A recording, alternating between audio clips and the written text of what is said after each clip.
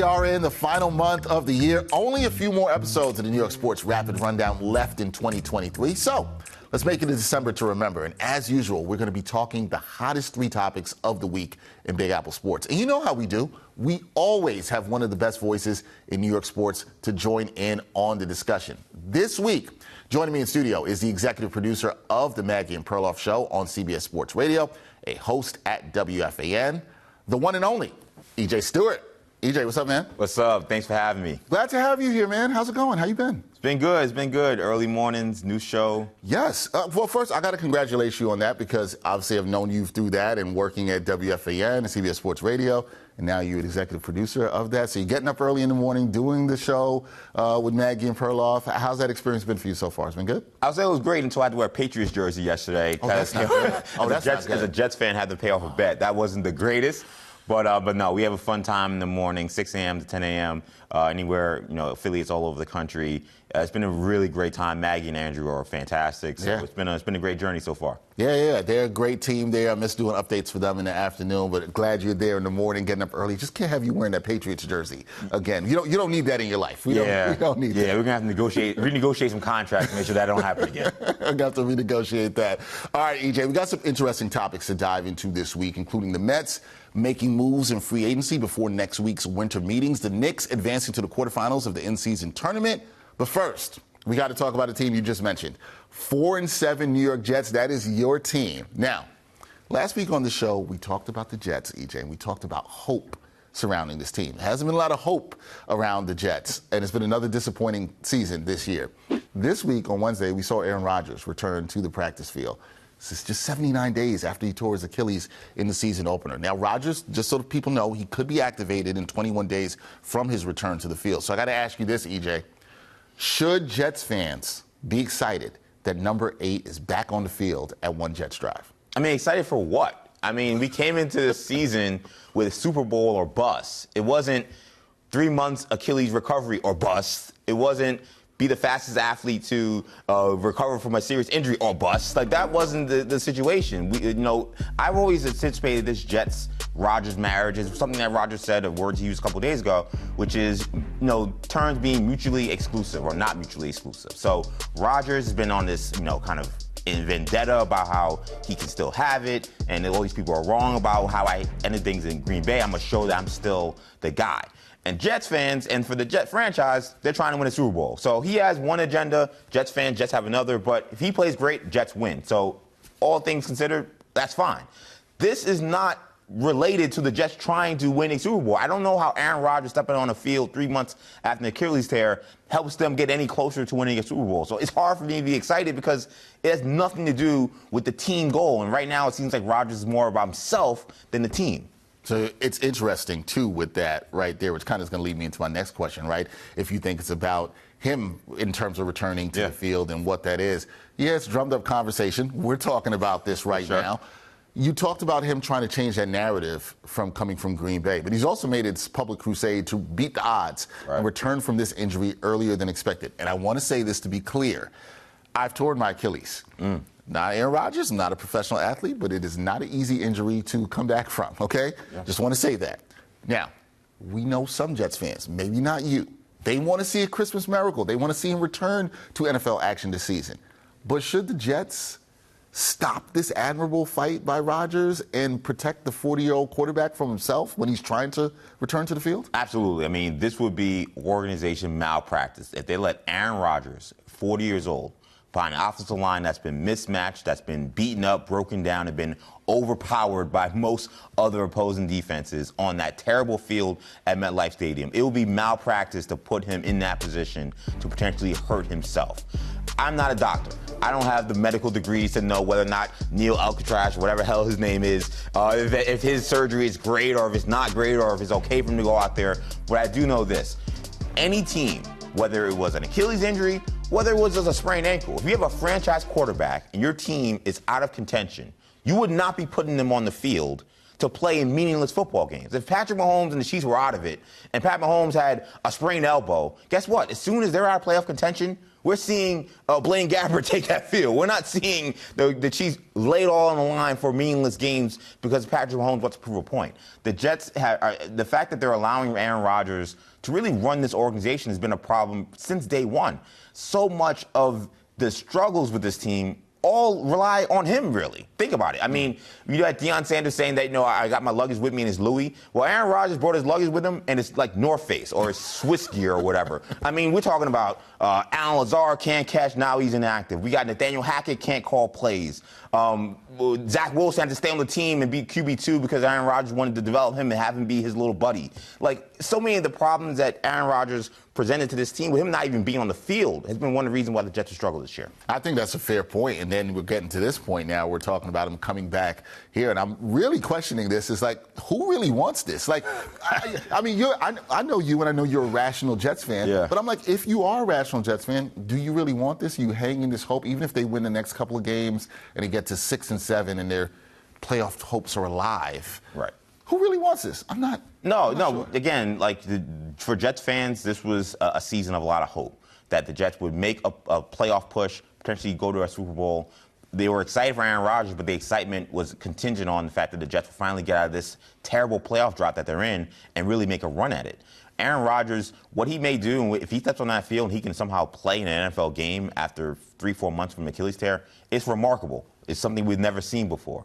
It just doesn't do anything for the Jet fan. It doesn't do anything, again, for the goal of the Jets or the people who root for this team trying to win a Super Bowl. So I don't know what we get out of it. I mean, he gets something out of it, and I'm sure from the history of sports and kind of how we look at it from that perspective, yeah, they'll talk about this for a long time, but it won't do much for Jets fans. Yeah, we'll see what happens within the 21 days from him returning to the practice field, if anything happens at all, if Aaron Rodgers plays another game this season. Okay, we're going to talk about the New York Knicks. The New York Knicks, they advanced to the knockout round of the in-season tournament. They will play the Milwaukee Bucks this coming Tuesday. I got to ask you this, because I don't say this clear, I've enjoyed the in-season tournament. I think it's been fantastic. So have I. I've thoroughly enjoyed it. I'm glad you've enjoyed it too. Yeah. Can they beat the Bucks? Because the Bucks have been a tough matchup for them. Do you think they can beat the Bucks and make it to Las Vegas for the semifinal round? I mean, this is, to me, their best shot to do it, right? I mean, I think they're playing the best ball they've played all season. We're starting to see Josh Hart and others come around. The Bucks have just remained a very tricky matchup for them. I think the Knicks have trouble with Milwaukee's size up front. Brook Lopez defending the rim combined with Giannis Antetokounmpo. Not only defending the rim, but also defending the perimeter, defending the wings. I mean, he can really do it all. So they present a lot of problems defensively for New York. I think the one thing that would be hopeful for the Knicks, I think if you're a Knicks fan, you feel optimistic, is how well they're shooting the ball of late. You're seeing Jalen Brunson shoot the three ball at an elite level. We're seeing Dante DiVincenzo shoot the ball at an elite level. We're seeing other guys come around. So if the Knicks can space the floor and not have to be constantly trying to attack the rim and go over, 7'1" Brook Lopez and 6'11" Giannis Antetokounmpo, and they can hit those threes, then they're gonna have a good shot. They're playing really solid basketball. But this remains a very tricky matchup for the Knicks because of Milwaukee's length up front. Yeah, it got a lot of length and size, and that has caused problems for them in the past. We'll see how that shakes out on Tuesday. I want to ask you this about Josh Hart, because he came out early this week and he said that he didn't feel included in the offense. Hart, he struggled with a shot to start this season. He's been a bit hesitant to shoot it from downtown. Are you concerned with Hart not being in rhythm in the Knicks offense right now? I'm not concerned, because I think Josh Hart's one of those guys that you signed him to be a playoff performer. You signed him for crunch time when it matters most. I don't think you really should be concerned about how he's playing in October and November basketball games. Now, it hasn't been that great. He's played much better of late. He's tied his career season high in 2 of the last 3 games. So he's playing much better of late. He seems to be playing with more confidence. It feels like those comments maybe kind of woke himself up. I don't know if I love Tibbs saying that basically he's being used the same as he was last year, when that's not true. No numbers to suggest that he was playing this many minutes at the 4, or that he was getting this little time to handle the ball, this little usage, and yet Tibbs is saying it's been the same old, same old. That is not the case. But no, I think Josh Hart, he's a guy that you're not going to see the box score or look at numbers and say that he's playing well. It's more about his impact on the game. I think his impact hasn't been felt the way you would want, but he's a player that I feel very confident about once you get to March, April, maybe even May.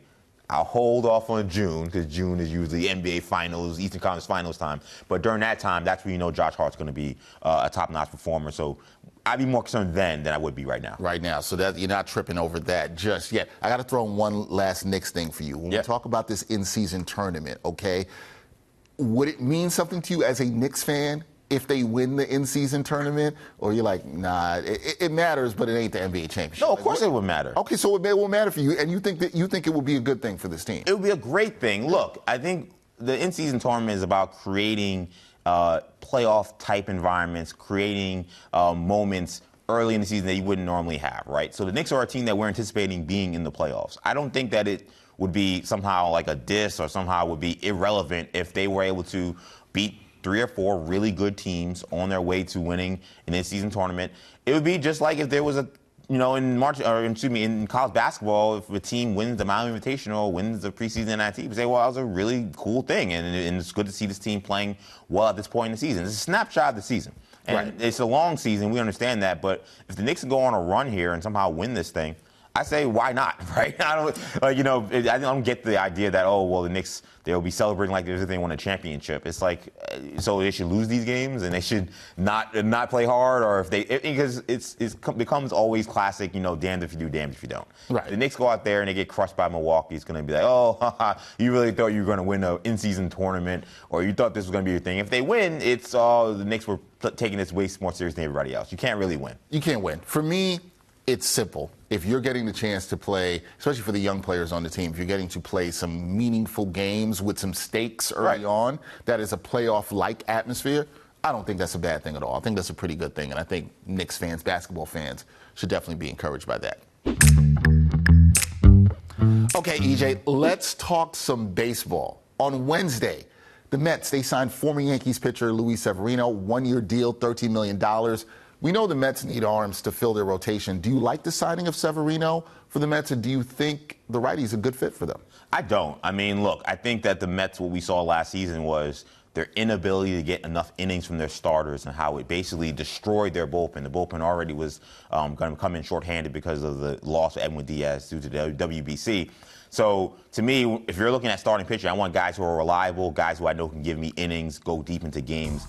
Luis Severino is a guy who's always hurt. I mean, he's been hurt pretty much every year of his career. Even the years he's played well, sometimes he's dealt with injuries. So it's a low risk, it's kind of a low risk, maybe high reward move. And maybe there are other moves coming after that. But this doesn't excite me at all. I mean, Severino's really struggled last season. He didn't seem to have have the same command of his pitches.